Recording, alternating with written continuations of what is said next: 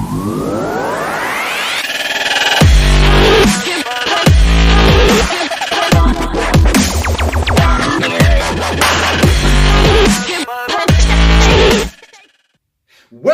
to Kyle Anthony's UFC betting show. I am Kyle Anthony. Welcome to the podcast and welcome to the prediction show for UFC 234, Robert Whittaker versus Kelvin Gastelum. We're going to talk about some free plays, our best bet that is for purchase on Wagertalk. You can go down below, click the link. You can see the opportunities to make the purchase there. And we're going to talk about our overall feeling on this card. It is not one of the high-end cards that we are used to, but there definitely are some opportunities to make some money, play some bets. There is a value play or two that I do want to talk about as well, so definitely stick around for all of that. If you have not yet done so, subscribe and make sure that you like these videos just so I know what content that you guys are into. So definitely subscribe, like, that means a lot to me. Keeps the channel growing. The more you guys do that, the more we grow and the more that we have great conversations in the comment section. And again, after every video, I'd like to continue the conversation down below with you guys. Been great. A lot of you guys hit some big plays last week. Had a great week,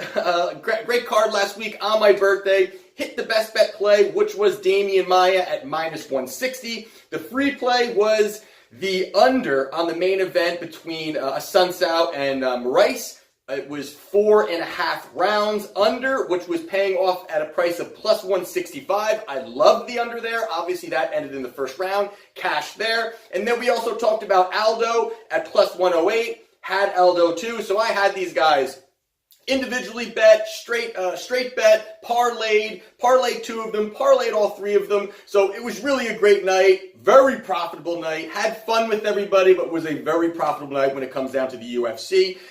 So let's get. Oh, and the other thing too, real quick, is yes, I have finally changed the name of this channel. I had been talking to you guys a lot about what am I going to name it. We've been talking about it, and a lot of you guys, really want to give input in, should we get away from the Mr. UFC Vegas Fight Club TV, because it's not as, when you take a look at the channel from a distance, you don't know what it's about. I wanted to be a little more generic as possible so people would be able to come in here, click, and they would be able to say, hey, I know what this is about. I want to get into UFC betting. I want some advice. This is the place to be. So Kyle Anthony's UFC Betting Show is the name of the channel moving forward. Nothing else is going to be changing. Everything else will be the same. Free plays, conversations, prediction show, bet review show. So definitely, again, subscribe and like. Really appreciate that. So the first thing we're going to be talking about is the free play. Now, the free play is on the main event between Robert Whittaker and Kelvin Gastelum. Now, this fight here is a great fight. Now, like I said before, this is not the highest end card. It's not a card that, this, besides for the top two, a little bit of a disappointment. But again, I watch them all. I watch every fight, and I enjoy all of them. And I always look for those opportunities to make some money. So that is what we're going to get into here. So with Robert Whittaker, he's 20-4. The price on him right now is -230. And then you've got Kelvin Gastelum, who is +203, and he's 13-5. Now, you take a look at these two guys, and it's really great when you go back and you really watch some footage of these two guys. Now, the first thing that you want to look at with Whittaker, the defending middleweight champion, is the fact that his last two fights were against Yoel Romero. Now, Romero is an elite fighter, elite wrestler, a freak of nature. When you see the specimen that he is just a monster in there. And for Whittaker to go out there and beat him twice. Now, he beat him the first time, close fight, but he got the unanimous decision. It was a great performance by Whittaker. And then they really pushed for that second fight. They really pushed. I think the UFC really pushed for it. Everyone was kind of saying we would love to see this fight again because it was such an entertaining fight on the first time. Now, the second fight was very interesting. Now, a lot of people take it different ways. Some people say, it was Whittaker. Some people say it was Romero. It was very close, that fifth round. Now, for me, when I was scoring it, I definitely had it 2-2 going into that fifth. And I thought Romero won. I thought he won 3-2, and that was it. I thought it was definitely going to be a new champion, and I thought there was going to be a third fight at some point, which is a little bit of an overkill when you do 3 in a row. It's better when it's a little more spread out. But he gets that victory, and it was a very, very, very close fight. And for him to come out and beat Romero twice, and prior to that, go out there and beat and knock out Jacare is 3 just monster feats. Because prior to him going out there and beating these guys, they were really looking at the next level. They were looking at these guys as easily going into the title picture. Easily one of these guys going to be a champion. So there was a lot to be said for Whittaker going in there and beating Romero twice and then beating Jacare. Now the big thing with Whittaker is his weapons. Now he definitely has more weapons when you take a look at him versus Gastelum. Now his big shot is going to be his right body kick, and he's very good at hiding it. He's very good at just really disguising when he throws it, and it's a great shot to the body. It's also a great shot to the head. So he's very good at disguising those, and that's a way that he even uses the front kick to kind of push his opponent away a little bit. More distance management, but then he has a fantastic left hook. So when he uses those combinations, it's very difficult for his opponent to really manipulate the way he wants to come in and engage and exchange in those combinations. So he's able to really do that, and you've seen him do it over and over again. And the big part that for Whittaker is the fact of his takedown defense. Now, if you take a look, there are some amazing statistics when you take a look at Whittaker overall and on his stats. Now, the first thing is he has the highest striking rate among active middleweights, and that's 5 per minute. That is just, that says a lot about this guy. So it's not just that he's got these accolades in the cage. Statistically across the board, he is phenomenal. Then he has the longest active winning streak in the middleweight with 8, which again is phenomenal. And we were just talking about the takedowns. He's the 3rd highest takedown defense in the division with 81%. So right there, I mean, that says a lot about this guy. Now, I have nothing, you can't really knock him. There's not many negatives in Whittaker's game. I mean, the big part was, even with Romero, was could he get him to the ground? Could he get him to the ground? Does he have the ability to really push forward? And he just consistently was able to stop that. But it also the power that Whittaker has. He definitely has the power to be able to move forward and engage, but yet not be scared to be taken down. So there's a lot of things that he does very well. And then you take a look at Gastelum. Now, Gastelum here, he is the smallest guy in the middleweight division. I mean, he's 5'9", and he's got the power, but he is definitely the smallest guy. And since entering the middleweight division, he is 5-1.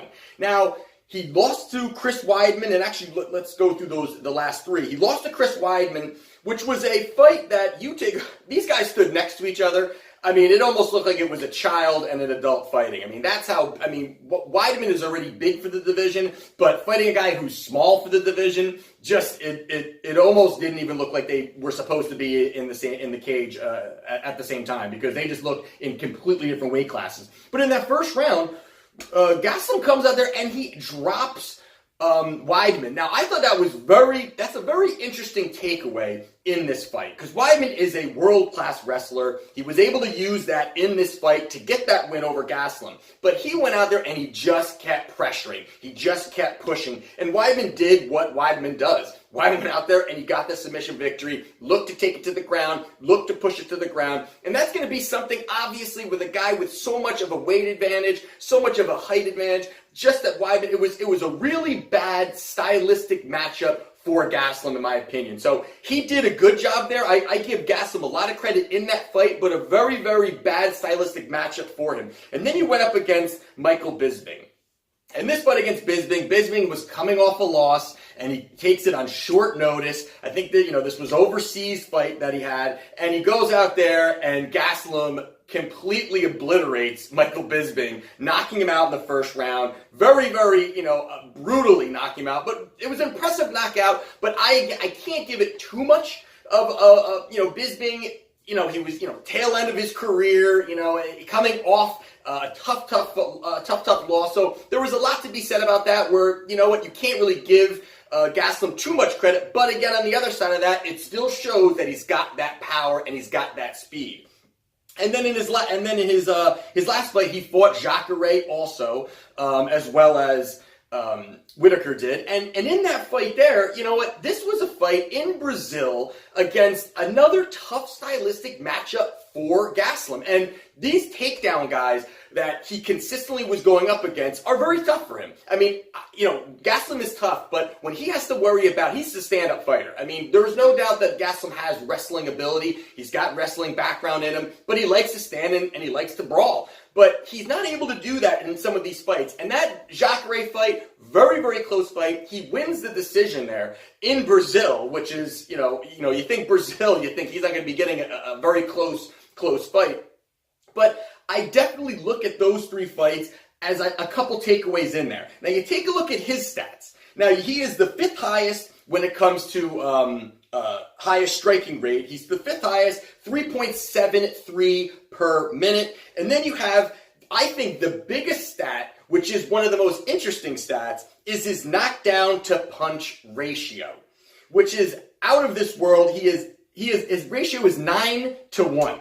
So basically every 9 power punches, he drops the guy one time. I mean, that is extremely impressive. I mean, that is something that he's looking to trade, and he's got that power. Now, the big part with him, and the big part that I think that you start to really look at Gastelum, is the fact of his speed and his power. Now, when you're looking at his speed and his power, he's the kind of guy that likes to draw in his opponent. He likes to bring him in, have his opponent fire first so he can counter. He can throw those big shots. And he's very good at moving around the cage. He's very good at shifting, looking for the angles. And that's something here that I think he could use against Whittaker. Now, again, Whittaker is a very smart fighter. Both of these guys are extremely smart.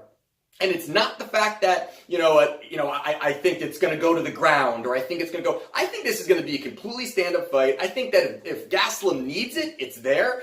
But obviously it shows that that's probably not the way that he should go, because if he's able to, if Whittaker's able to stop Romero with his takedowns, there is no doubt that he's going to be able to stop Gastelum. If there's the opportunity presents itself, it would be a nice opening for him. But I think that Gastelum sticks to his strengths, and if he stands and he's quicker and he's got great cage movement, I think that the speed is going to be a big part of this, and especially if he's pushing forward. Now, Gastelum likes to push forward a little bit as well. When he's using those angles, he pushes forward a little bit, and he sticks to his strengths of the strong 1-2 combination. And he has done that consistently, and his hands are, I think, really underrated when it comes to how fast and his speed that he has with his hands. So I think that that's a spot that you can look at and you can hang your hat on if you're going to be betting Gastelum. Now, you take a look at the price tag after all that. You got Gastelum at plus 203.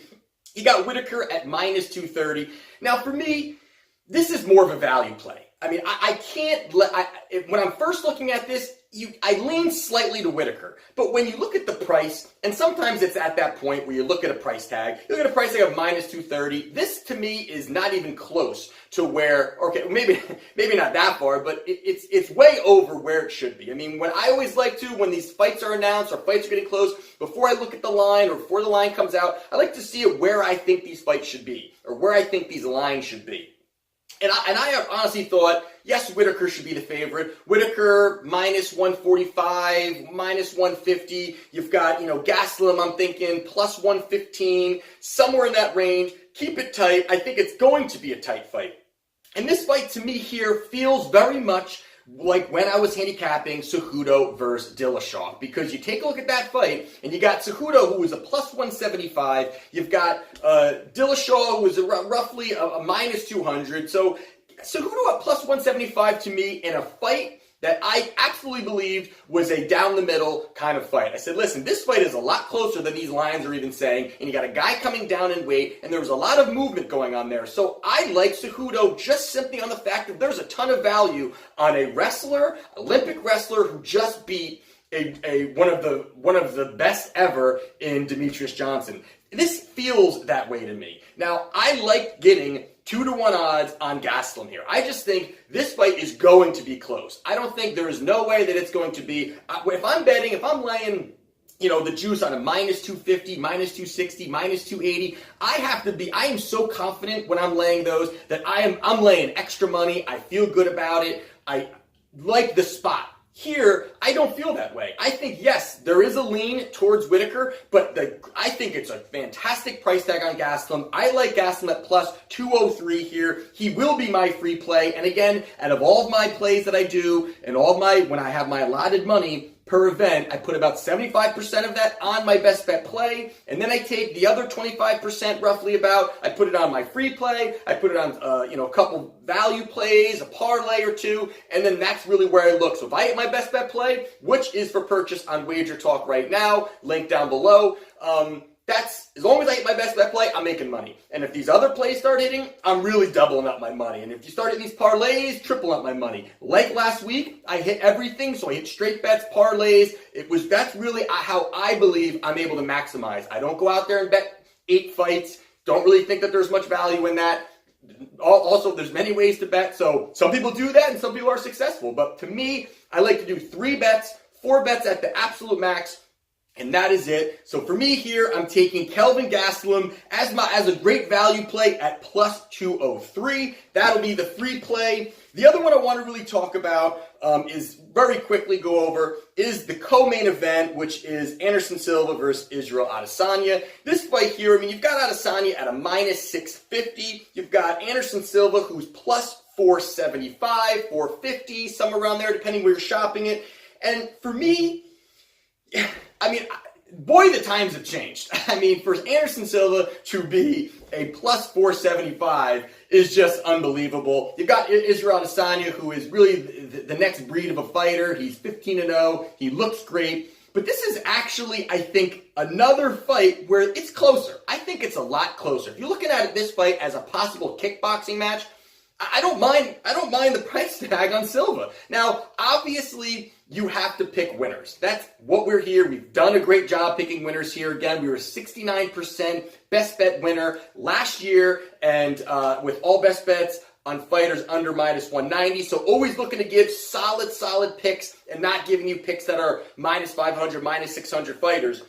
But here, to me, it's a stay away bet. I'm actually not betting this fight, but I think the price on Silva is not bad. Yes, does Israel have a chance to just go out there and obliterate him? Of course. But the one thing that I'm very interested to see is if Anderson plays the fight a little differently. There is part of me that thinks he may pull guard or may just look to take him down. Now, can he? I don't know. But I think he's going to be a little bit different in this fight. Again, it's a stay away from me. Silva is 2-4 out of his last 6. You know, he's lost to some top-level guys, broke his leg, been out, PEDs. All these crazy things have been going on in his life, which do not make me feel good about Silva. But when you look at him at near plus 500, it's interesting, but it's one that I'm going to be staying away from. Would love to hear what you guys think about this fight. Let me know down below in the comment section. The other one I want to talk about, which is another interesting fight, is Hani Yahya versus Ricky Simón. Now, this fight here, you got Yahya, who's plus 105. You've got Simón, who's minus 120. Simón is 10-1 in his mixed martial arts career. You've got, he's 2-0 in the UFC. To me, when you take a look at this, people are really overlooking Yahya here. People are really overlooking him. He's 7-1 out of his last 8. And out of those, he had 5 submission victories. He has some great. He is like a Damian Maia. He's a specialist when it comes to the ground game, and when he gets you down there, he is vicious. When he gets you down there, he took down 12 of his last 14 opponents. I just think that if he gets Simón to the ground, who has shown he is susceptible to being taken down, and he's been taken down by lesser opponents, to me, I'm going to be betting Yahya here. I think that the value's there. I think that he's very underlooked. When you take a look at him, he's not much to look at, to be honest with you. He looks just, kind of like a middle-aged man that's unathletic, but he is sensational when it comes to the ground game. I think he's going to be able to get Simón to the ground. I think it's going to be the finish. I think even betting submission victory for Yahya to get maybe a little bit better odds is not even a bad play either. But I like Yahya here in this spot. I think he gets the job done. Yes, his cardio has not looked great in the third round, but he always does enough in those first two to get at least himself in a position where he can get the decision victory. So for me, I'm taking Yahya. Also, it's another quick free play there that I will be playing, putting some money on. So there you have it. That is it. Tried to run through these a little bit quicker, not trying to make these videos too long, make these shows too long. So there you have it. Again, subscribe, like this video, always helps out with the content building up here in the community. So that is it. And again, the free play we're doing is Kelvin Gastelum at plus 203, some great value there. And we're going to also do Yahya at plus 105. So we'll see how it goes. Let me know what you guys are betting. Let me know what you guys are doing. And let me know what you think about the channel name. Listen, I know it's a little bit generic, but hey, I'm trying to get and build up this channel even more. We had some great growth. We've been at this for less than a year. We've got over 1,200 subscribers. Now on these prediction videos, we're getting anywhere from 500, 700 views. So going from, 8 months ago, 9 months ago to this, we can't be more pleased. So thanks for watching, everybody, and we will see you next time on the UFC Betting Show.